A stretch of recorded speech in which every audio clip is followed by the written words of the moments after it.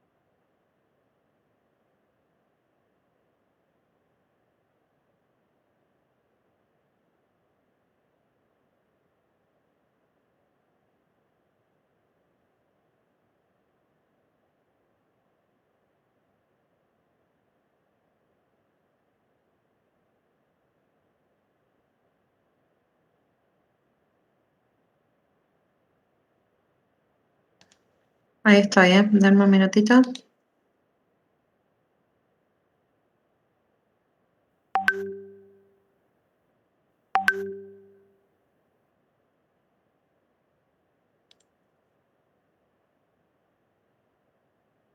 Ahí deberían estar pudiendo ver.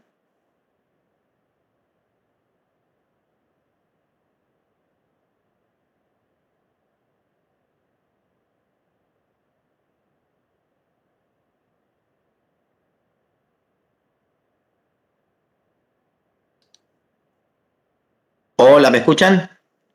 Sí, te escucho, Ale. Bien. La empresa yerbatera La Hoja cuenta con 2 departamentos de producción, molienda y empaquetado, y 2 departamentos de servicios, mantenimiento y personal.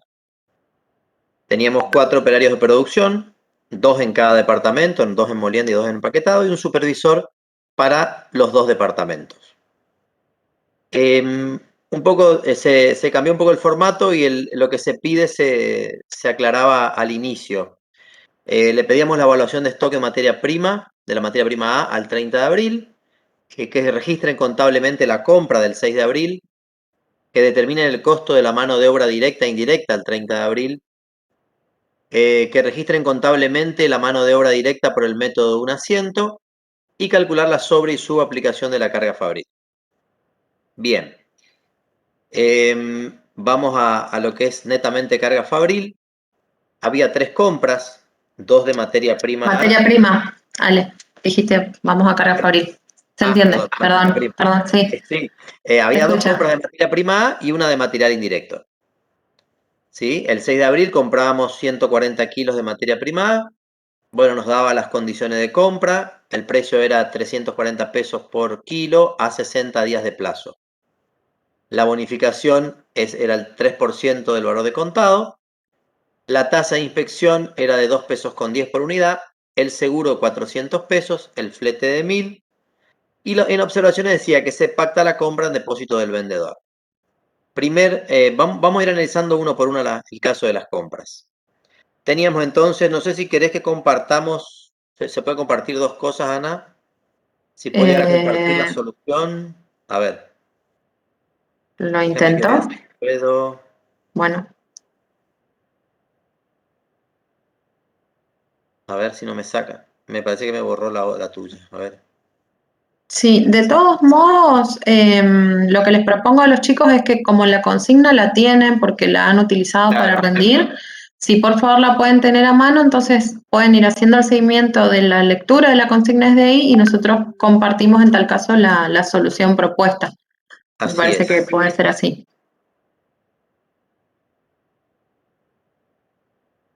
Bien, entonces, vamos al cuadro de las compras.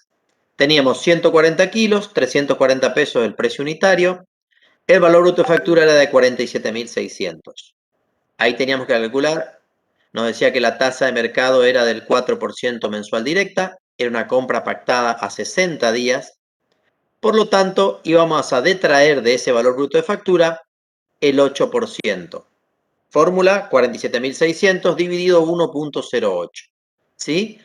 0,04, que es el 4%, por 2, porque son 60 días, y más 1, porque es coeficiente para poder detraer del valor total. Teníamos entonces un valor de contado de 44.074,07 y por diferencia sacábamos un costo financiero implícito de 3.525,93.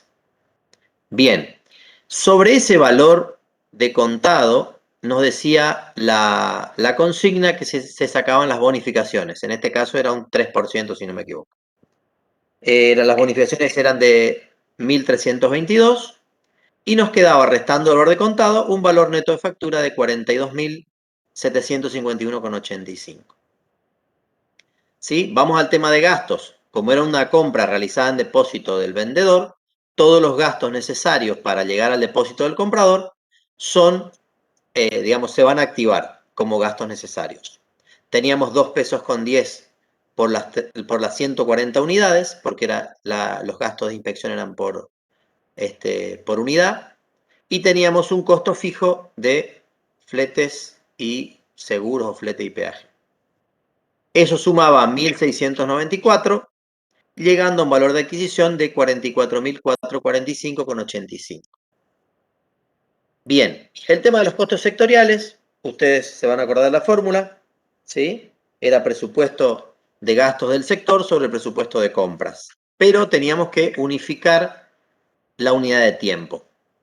Sí, permiso, Alex, te completo. Sí, vale. Con respecto a esta información, estaba en la información adicional, luego de esta tabla con la información de las operaciones, y nos decía que el presupuesto de compras estaba en términos mensuales y el presupuesto de gastos estaba en términos bimestrales, ¿sí? Con lo cual, como recién decía el profe, lo que teníamos que hacer era trabajarlo todo como trabajamos siempre este tipo de fórmulas, en una misma unidad de tiempo. O bien llevar el presupuesto de gastos bimestral a meses, o al revés, el presupuesto mensual de compras, llevarlo a bimestral. En cualquiera de los dos casos, de la opción que les resultara más práctica, la tasa a la que arribaban era del 0,05, ¿sí? De aplicación de costos sectoriales sobre el valor de adquisición para arribar así al valor de ingreso. Bien, aclarado esto, entonces le aplicábamos a los 44.445 la tasa de absorción de costos sectoriales, 5% en este caso, nos daba 2.222,29. Sumado a valor de adquisición, los costos sectoriales, llegamos a valor de ingreso, 46.668,14, y dividiendo por la cantidad de unidades compradas, que eran 140, llegamos a valor de ingreso unitario 333,34. ¿Estamos? Entonces, la primera compra de materia prima tiene un valor de ingreso unitario de 333,34. Esta era la operación que ustedes tenían que registrar. ¿Sí? Si ya que estamos viendo la operación, podemos pasar directamente al asiento. Así nos queda más claro. Teníamos entonces, dábamos en el debe, dábamos ingreso al almacén de materias primas y materiales, materia prima y materia prima A o materia prima 1. ¿Sí? Este es el mayor general, 46.68,14. Mismo valor para materia prima 1 y materia prima. ¿Qué le agregábamos? Como interés negativo a devengar, el componente financiero implícito, ¿sí? De 3.525,93.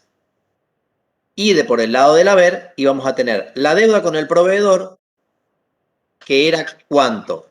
Al proveedor le debíamos el valor con el componente financiero menos las bonificaciones. ¿Sí? De esa forma llegamos a los 46.277. Si vamos arriba, van a ver que sería el valor neto de factura más el componente financiero implícito. Eso es la deuda con el proveedor.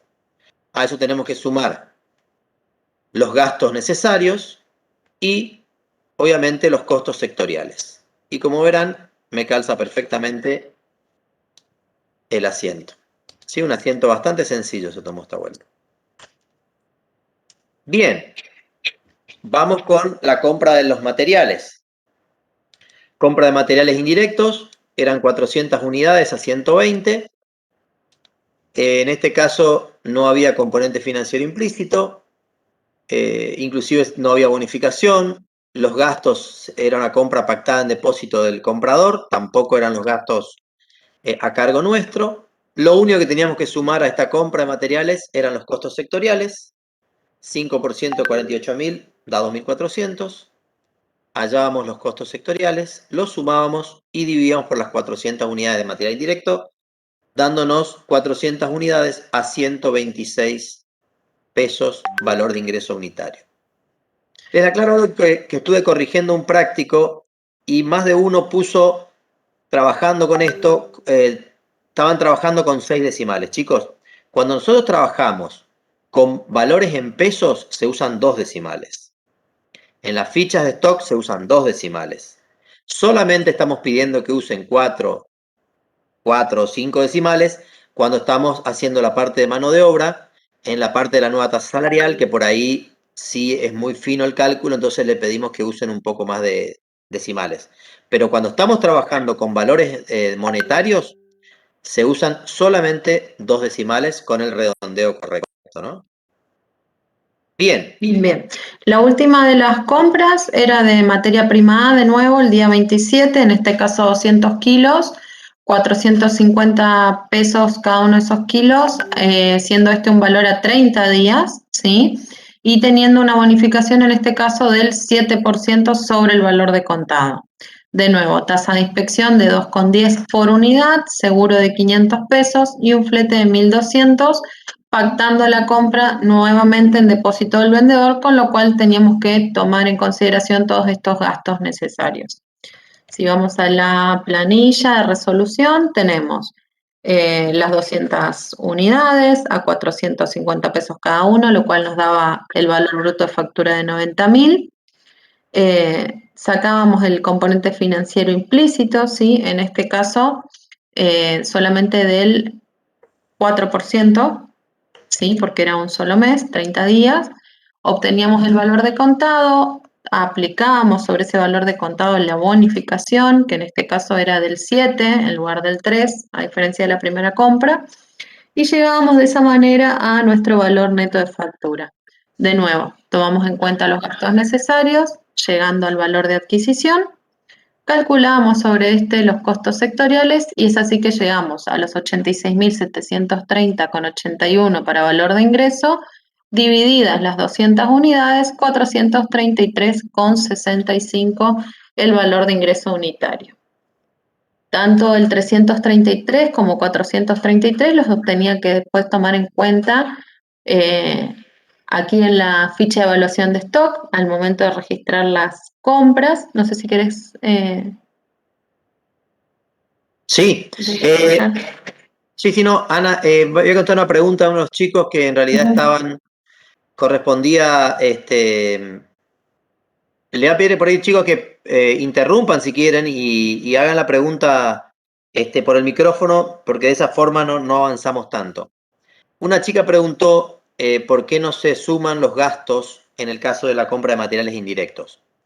Porque la compra está pactada en depósito del comprador. Cuando la compra está pactada en depósito del comprador, quiere decir que ya el precio que me están pasando es con todos los gastos hasta mi depósito.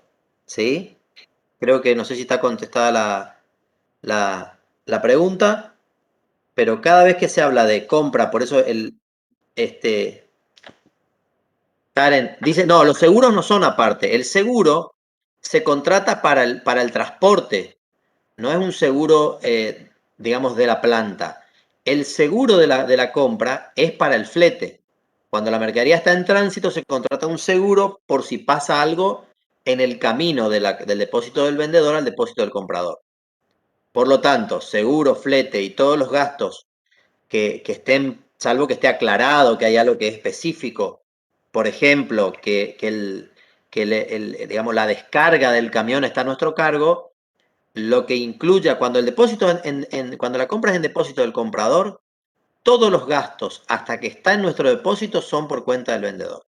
Y por lo tanto, al ser gastos necesarios y estar a nuestro cargo, no se dan los dos requisitos. Pueden ser necesarios, pero no están a cargo nuestro. ¿Se acuerdan cuando les explicaba en la clase que para determinar si son activados esos gastos, tengo que determinar si son necesarios para que la mercadería esté a disposición de la empresa y si son por cuenta de la empresa? En este caso son necesarios, pero no son por cuenta de la empresa. Rocío, control de calidad. Si el control de calidad lo hace el vendedor, es siempre por cuenta de él.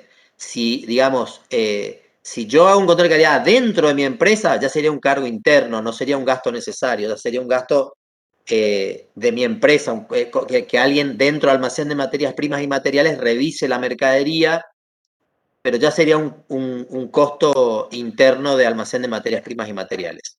¿Sí? Cuando se refiere a control de calidad es que por ahí se pide que una empresa tercerizada verifique la calidad de la mercadería. ¿Sí? Por lo tanto, también va a depender de cómo se pacte la compra. Si en depósito del vendedor me voy a tener que hacer cargo yo, si en depósito del comprador se va a hacer cargo el vendedor. ¿Estamos? Háganse siempre esas dos preguntas. Si son gastos necesarios para que la mercadería esté a nuestra disposición en nuestra planta, se activan, siempre y cuando sean pagados por nosotros. Si son pagados por el vendedor, no se activan. Se supone que están incluidos en ese valor, en el precio, digamos, que nos están cobrando. Bien, estamos con las compras entonces. Teníamos las 3 compras realizadas. Teníamos que hacer la ficha de evaluación de stock.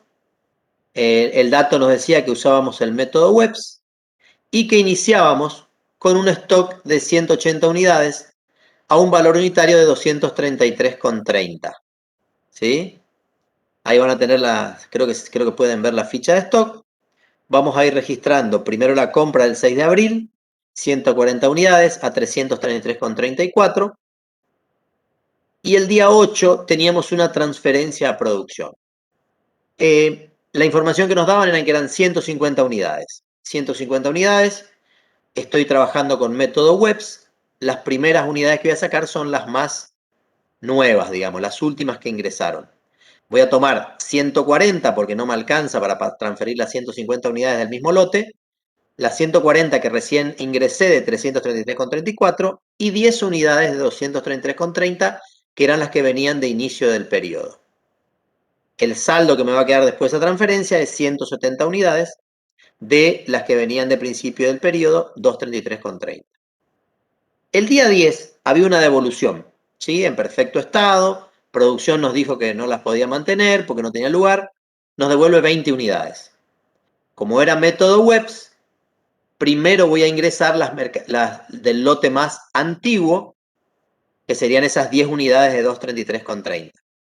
Y después las otras 10 unidades que me faltan de 333,34, que es el lote que yo tenía.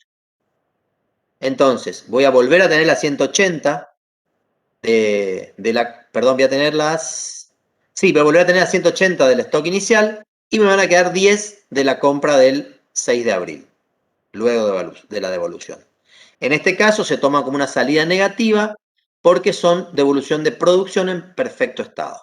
La puedo volver a ingresar a mi almacén de materias primas y materiales dentro de la misma ficha de stock de materia prima 1 o A. El 27 de abril teníamos la otra compra, 200 unidades a 433,65. Quiere decir que voy a tener para el 27 de abril las 180 unidades de principio de periodo, 10 unidades que me quedaron de la compra del 6 de abril y las 200 unidades de la compra del 27 de abril. Bien, con esto verán que fueron pocos movimientos, termina el periodo, hago el recuento final, está entre los datos auxiliares, y me dicen que al cierre del periodo tengo 370 unidades. Lee un poquito, Ana, si podés Sí, la eso. información. Con respecto a, sí, eso te iba a decir. Con respecto a lo que estaba nombrando recién el contador, lo que nos dice es del recuento físico al cierre del periodo de costos, surge la siguiente información. Stock de materia prima 370 kilogramos. Además nos dice, existe constituida una previsión por mermas normales de 5 kilogramos y además se detectó una omisión de registración por una transferencia al sector productivo en el ejercicio que estamos trabajando de otros 5 kilogramos. En principio lo que corresponde realizar son estos dos ajustes de los cuales sí contamos con información, en principio la merma normal de los 5 kilogramos y por otro lado la transferencia no registrada también de 5 kilogramos. Ahora bien, aún así hay 10 unidades que no están en el recuento físico y sí figuran en mi ficha de evaluación de stock, con lo cual tengo que hacer ese ajuste y lo consigno como una diferencia de inventario por 10 unidades. En este caso, con respecto a la evaluación de las unidades que tomamos, respetamos el método y siempre tomamos desde el lote de 200 unidades a 433,65 todas estas salidas. La merma normal, la transferencia no registrada y la diferencia de inventario. Respetamos, como les decía recién, el mismo método de evaluación que veníamos trabajando. De esta manera llegamos al stock final que es de 270, sí, 370, perdón, unidades, sí, con una evaluación total de 123.385,17 y ahí, como pueden ver en pantalla, está la apertura de los distintos lotes que la componen, 180 a 233,30, 10 unidades a 333,34 y otras 180 unidades a 433,65.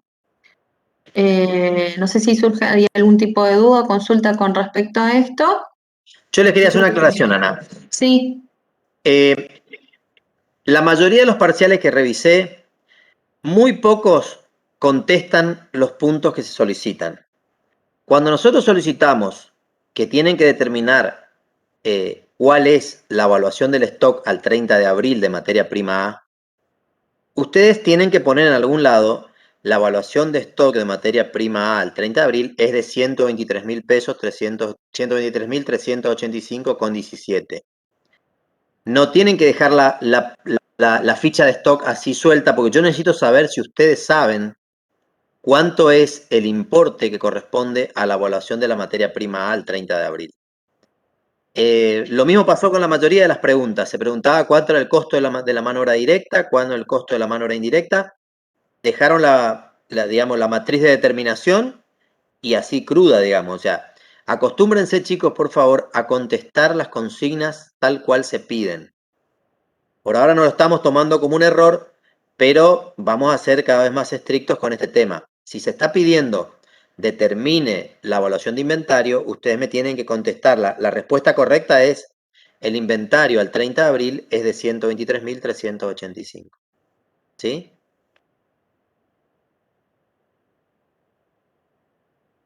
Creo que con eso estamos con materia prima, Ana. Sí, por eso no sé si hay alguna consulta en particular, porque ya el registro contable, que era lo otro que se pedía con respecto a materia prima, se mostró ya. Así que si no hay consultas o algo que quieran chequear, avanzamos hacia mano de obra directa.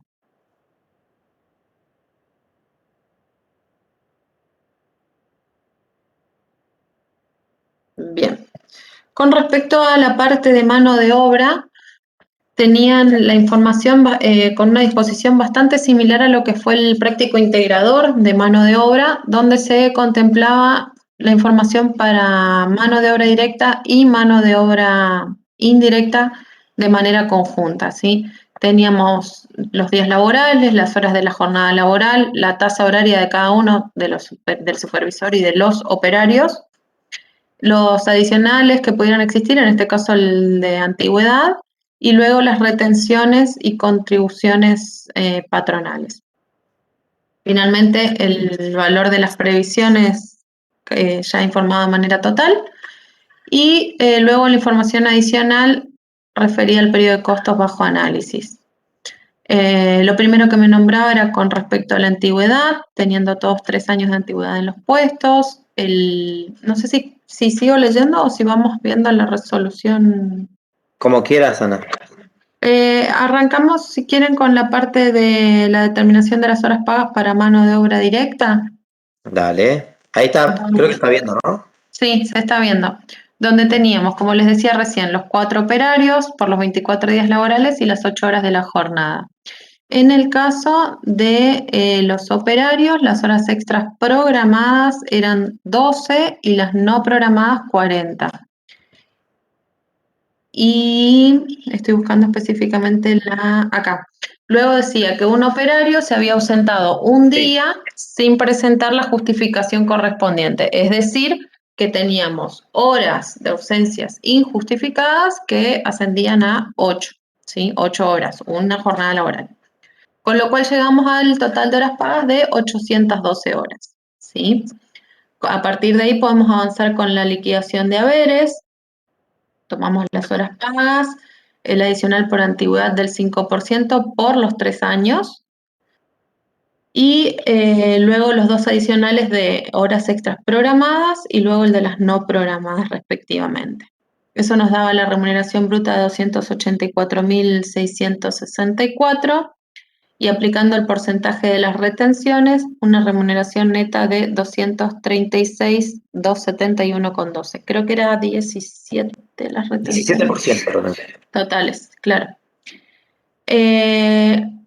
Como próximo paso, la determinación de la tasa salarial del periodo, en la cual partíamos de esta remuneración bruta de 284.664 y le restábamos el adicional de horas extras no programadas que obteníamos en la liquidación de haberes, en este caso los 11.600 pesos. De esa manera llegamos a una remuneración neta de este adicional de 273.64 pesos, 273.064 pesos, que dividido por el total de las pagas, que lo habíamos calculado en primera instancia, de 812 horas, nos daba la tasa salarial promedio del periodo de costos. En este caso, 336,2857. Acá sí quizás tomar los 4 decimales, como decía hoy el profe, para ser un poco más precisos con el tema de la tasa salarial calculada. Con esta información podíamos avanzar hacia la matriz de liquidación del costo de la mano de obra directa y proporcional, tomando en cuenta las horas pagas, estas 812 horas, ¿sí? Y luego en lo que vi yo errores en los prácticos que corregí, era con respecto a las horas de ausencias justificadas. ¿Por qué? En las horas de ausencias justificadas teníamos que tomar en cuenta, en principio, un feriado que había, Sí. ¿sí? Y Que eran 4 por 8, 32. Ya yo lo anoté por acá. y un operario faltó con un certificado médico Sí, por licencia de así enfermedad. es. Ahí Había 8 horas. llegábamos a las 40 horas, ¿sí? Así ¿Estamos de es. acuerdo? De esa manera llegamos a las horas de presencia en fábrica, 772 horas, y las horas de improductividad declarada estaban también en la información adicional, donde decía tarea de mantenimiento de las máquinas por un total de 6 horas, con lo cual no había que multiplicar por operarios ni nada. Cortes de luz por un total de 12 horas y conflictos gremiales total de 36. 36 más 12 más 6 son las 54 horas que consignamos en improductividad declarada, ¿sí? De esa manera llegamos a las horas de presencia activa en fábrica, que comparamos con las horas óptimas de producción real del mes para determinar si existía o no improductividad oculta. Para las horas óptimas, lo que sabíamos era que las unidades elaboradas eran 1.200 y el tiempo óptimo para cada una de esas unidades era de 0,59 horas por unidad, ¿sí? Si hacíamos 1.200 por 0,59, llegábamos a estas 708 horas de producción, horas óptimas para la producción, y producto de la comparación con las horas de presencia activa en fábrica, teníamos 10 horas de improductividad oculta, es decir, resultado negativo. ¿Querés que veamos el registro? Un poquito más para abajo. Dale. Con respecto a mano de obra directa, se pedía el registro contable por el método de un asiento, ¿sí?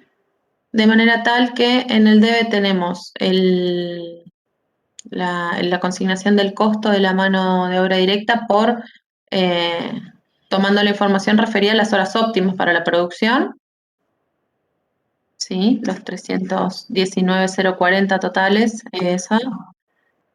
Luego, por otro lado, teníamos lo referido a la improductividad declarada, ¿sí? Como costo indirecto de fabricación o carga fabril.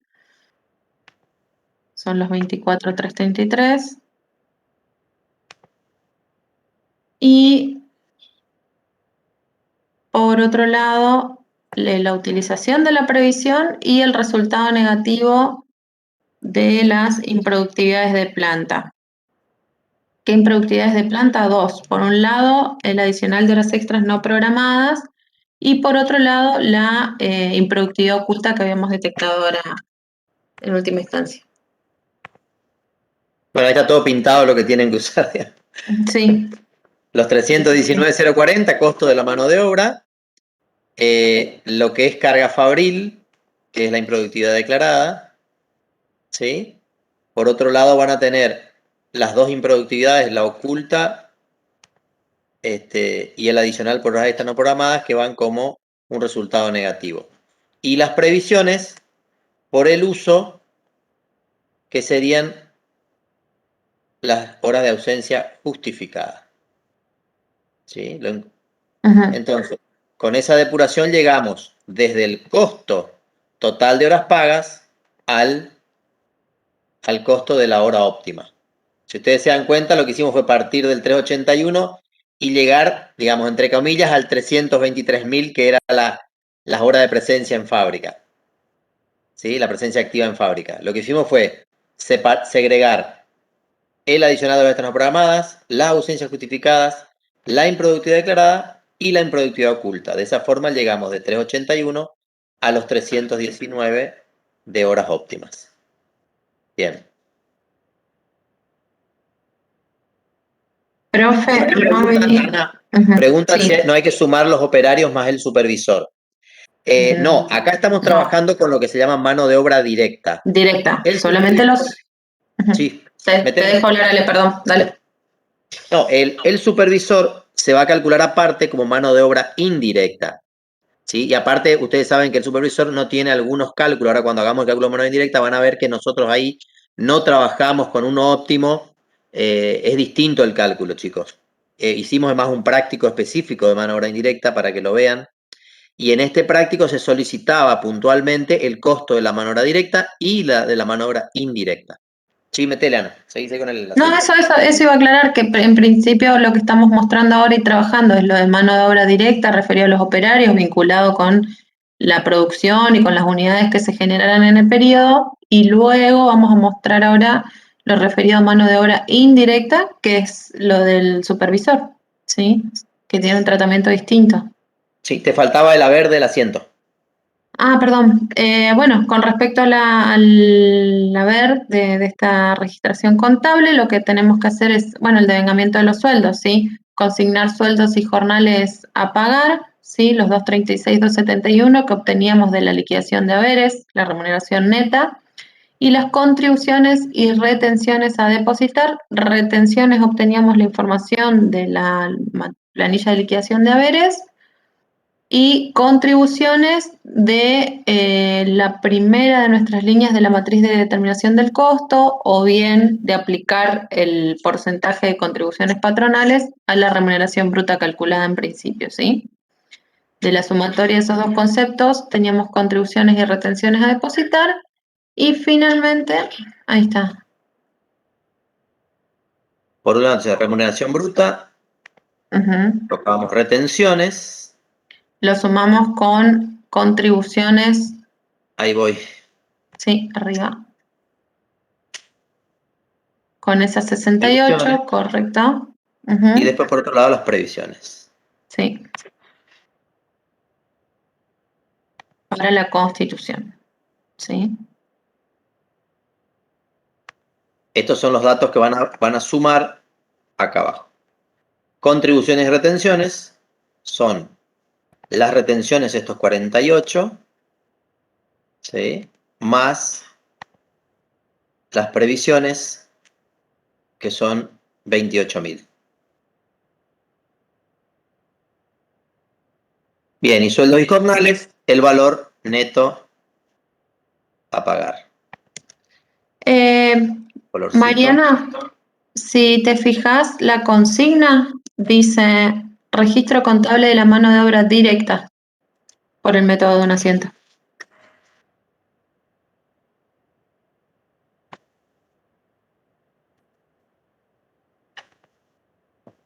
Profe, yo tengo una consulta con respecto a la Sí. registración.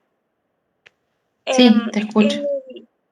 Al principio especificaba que habían 2 operarios del departamento de producción empaquetado y 2 operarios del departamento de producción molienda. Entonces lo que yo hice en la registración fue dividir y puse todo eso dividido 2 en departamento de producción empaquetado y, o sea, sueldos y jornales, etcétera. ¿Está bien? Sí, no hay problema. Ah, ¿eso también? Bueno, No, Sí, nosotros lo sí. hicimos así porque si no tenemos que agregar otra columna más. Porque tenés, fíjate, tenemos producción A. No. Sí, teníamos el modelo de este y ya lo hicimos sumado, pero en realidad acá corresponde departamento de producción. Molienda y otro de Estamos trabajando empaquetado. con. empaquetado, sí. Sí, es correcto lo que Yo creo estás que para marcando. mí Después Está habría que bien, sí. acá incorporar. Bueno, después lo hacemos. Lo que pasa es que para nosotros, Sí, esto en realidad es un papel de trabajo nuestro. sí, lo Y por eso corregimos al nomás se momento lo de estamos publicar. presentando así. No hay problema. Está bien, Pero sí, Antonella. correspondería en cada departamento de producción el 50%. Ah, buenísimo, Bien. muchas gracias. Bien, ¿alguna duda hasta acá, chicos, con mano de obra? Bueno, seguimos con mano en directa, Bueno, ¿te parece? sí, sí, sí. Bien. Con respecto a mano de obra indirecta, el caso era de un solo operario, que era, operario, perdón, un solo supervisor, ¿sí? Ven los mismos 24 días, 8 horas. Las horas extras programadas para el supervisor eran 3, las no programadas eran 10 y no tenía ausencias injustificadas, ¿sí? Solamente tenía el feriado, si mal no recuerdo. Sí. El supervisor tenía 4 años de antigüedad, eso también difiere con respecto a la liquidación que acabábamos de ver, y el resto lo mismo. Cálculo de los adicionales por horas extras Le cambiamos el programadas, valor de la tasa también. no programadas, y el valor de la tasa de 320 pesos. De esa manera llegamos a la remuneración bruta, aplicamos el porcentaje de retenciones y llegamos a la remuneración neta de 68.511,52 y avanzamos hacia el cálculo de la nueva tasa salarial. Neteábamos de este adicional por horas extras no programadas, lo vinculábamos con las horas pagas, que en este caso eran 205, y obteníamos la tasa promedio al mes de 387,04. Vamos a nuestra matriz de liquidación, a nuestra planilla, ¿sí? Matriz de doble entrada. Partimos de estas horas pagas 205. Aquí está el feriado de 8 horas, ¿sí? Un día feriado representa 8 horas para este supervisor. Llegamos a las horas de presencia en fábrica de 197 y como hemos trabajado en clase, tanto las improductividades declaradas como ocultas no se calculan, no se avanza en ese análisis con respecto a la mano de obra indirecta, ya que se trabaja de manera mensualizada, ¿sí? Lo único que hacemos es la distinción, si se quiere, de estas horas de ausencia justificada.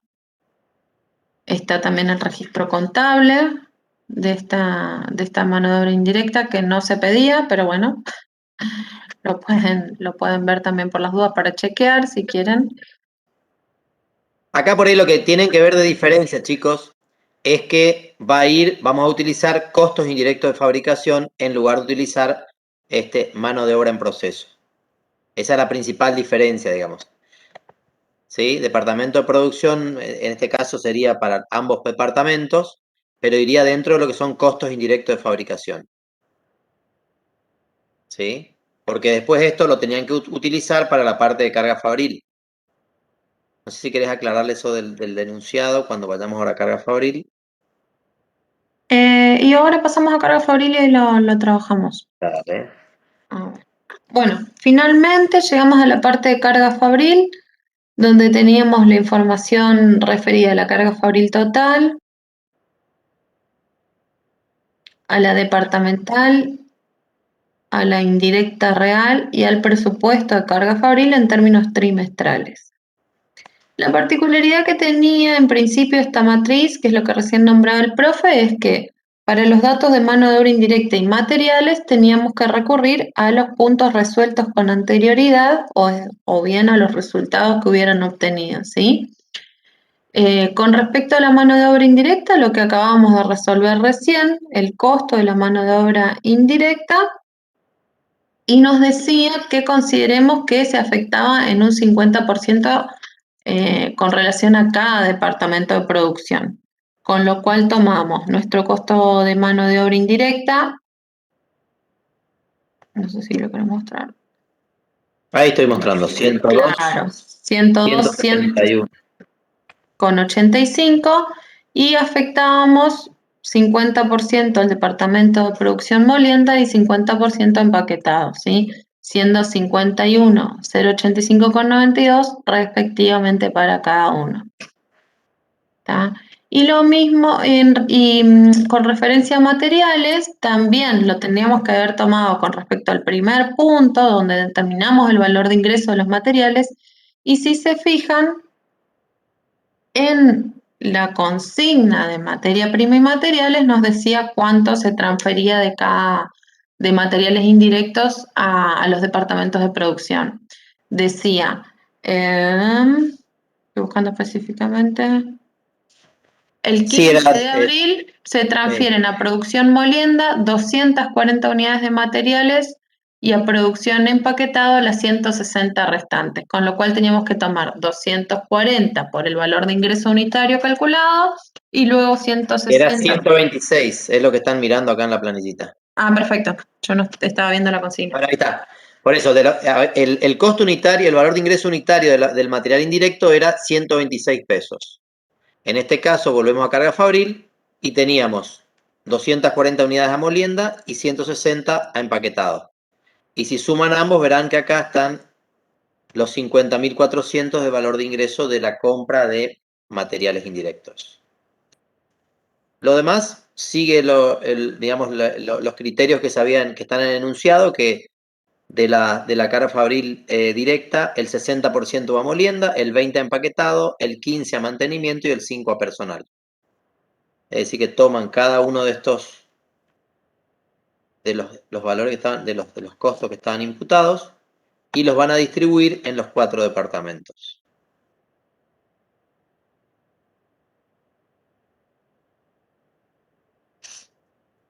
Bien.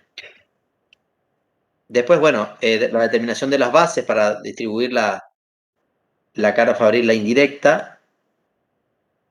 Teníamos 3 bases: horas máquina, horas hombre y dotación de personal.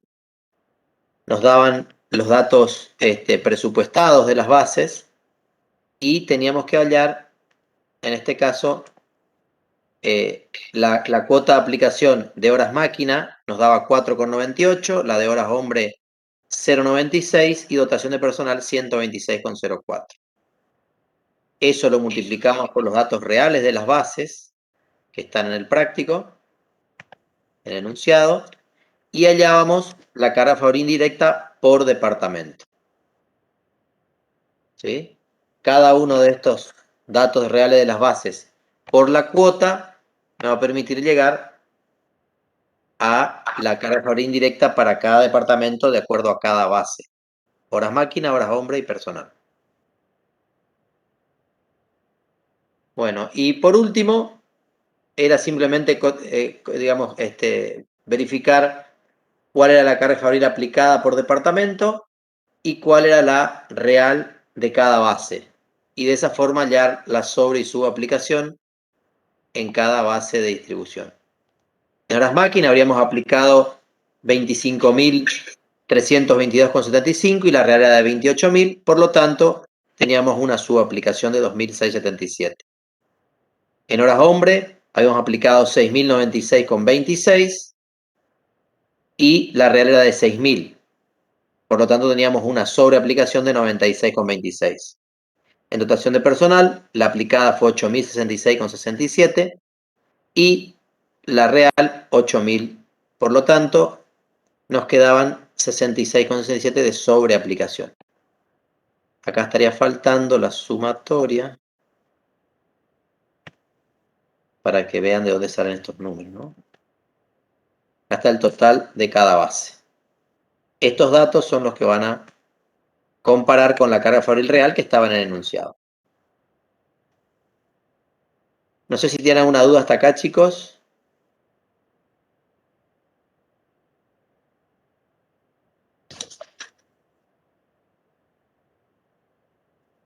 Profe, ¿el cálculo de las bases podría explicar? Sí. Para hallar la base lo que tenés que hacer, primero era un cociente, ¿no es cierto? Entre los datos presupuestados de las bases. A ver dónde estaba. ¿Tenés el enunciado a mano, Ana? Sí, Porque yo no lo tengo acá en la. dame un Estoy minutito. compartiendo. Si me voy a buscar el enunciado, los chicos no van a poder ver la. Horas máquina. Sí. Ujú. Con respecto a la base horas máquina, tenías depreciación edificios que trabajaba con esa base, Ujú. ¿sí? Los 37.600. Es la última de las columnas, no pude ver el nombre de quien preguntó, pero es la última de las columnas donde dice presupuesto de carga fabril trimestral, lo que estamos tomando, ¿sí? Luego, con respecto a horas máquina, también tenías impuestos de 12.000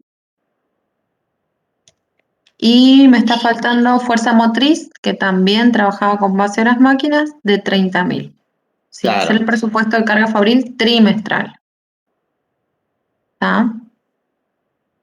Y eso Inclusive Sí, te escucho. estaba en trimestres también el presupuesto.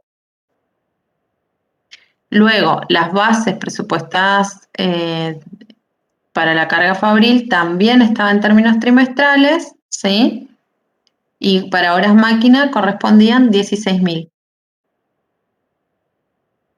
De la relación entre los tres conceptos que nombramos hoy que utilizaban esa base, dividido la base presupuestada, 16.000, en este caso sin ningún cálculo adicional porque estaba en los mismos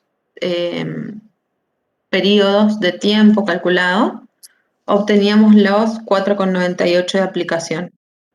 Numéricamente sería depreciación de edificios 37.600, impuestos 12.000 y fuerza motriz 30.000, sumaba 79.600. Dividido los 16.000 del presupuesto de las máquinas, nos va a dar 4,98, que es la cuota de distribución.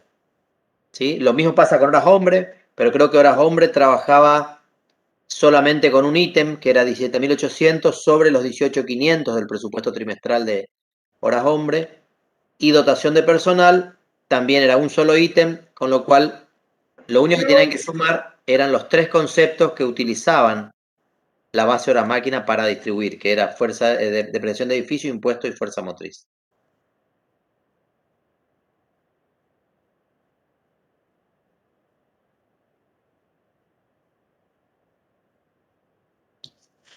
Bien, no sé si alguien preguntó. A ver. Profe, yo solo hice la parte de carga fabril indirecta y el cuadro de la sobre y subaplicación. ¿Estaría bien igual? Carga fabril. Sí, si tenés todo bien. ¿Sí? Claro, hizo la indirecta, no sumó, no hizo no hizo la asignación de carga fabril. Ajá, ajá. Hizo solo la aplicación. Deberían haber utilizado, porque para eso se le dieron los datos para que hagan la asignación de carga fabril, pero si está correcto y llegaste hasta la sobre y sub y está correcta la sobre y sub, estaría bien la parte de carga fabril.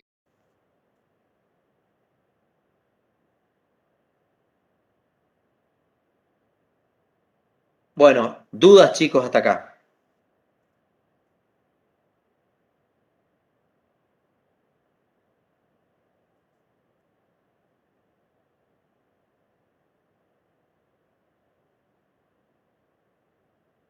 parece que no hay dudas. No.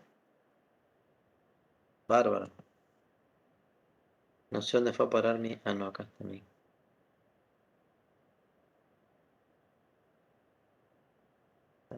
Ahí está.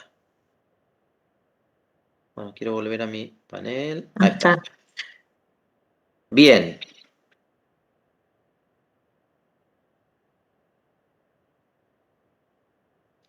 Bueno, chicos, queríamos ver con ustedes un poco esta parte que era la devolución del parcial, para que tengan en cuenta más o menos, que sepan más o menos cómo les fue.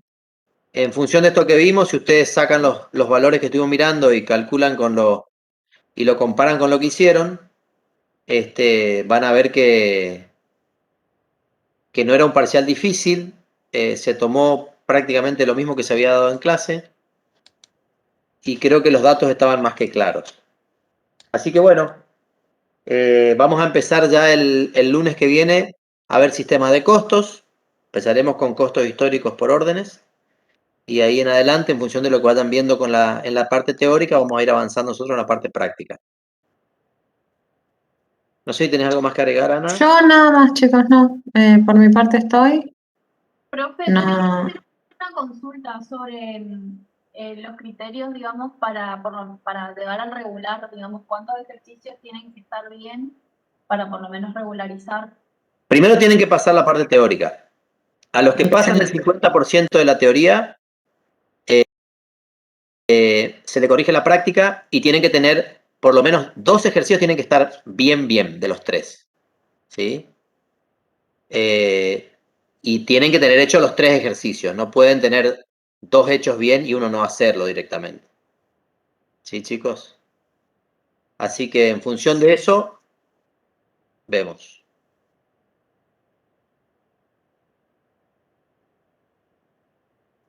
Sí, Carlos, es la intención subir la resolución al aula. Está correcta y está chequeada. La única diferencia que existe es lo del registro contable que nombró hoy la compañera. Sí, De vamos a mano corregir eso para poder directa. pasar la Sí, PDF. ajá. Pero el resto está todo casi que lo subimos, sí, por supuesto. Bueno, Bueno, chicos, nos vemos el lunes, perdón. el lunes. Hasta luego. Nos vemos. Chao, Chao, chao. Ana, chao, Ale. Chao, chao.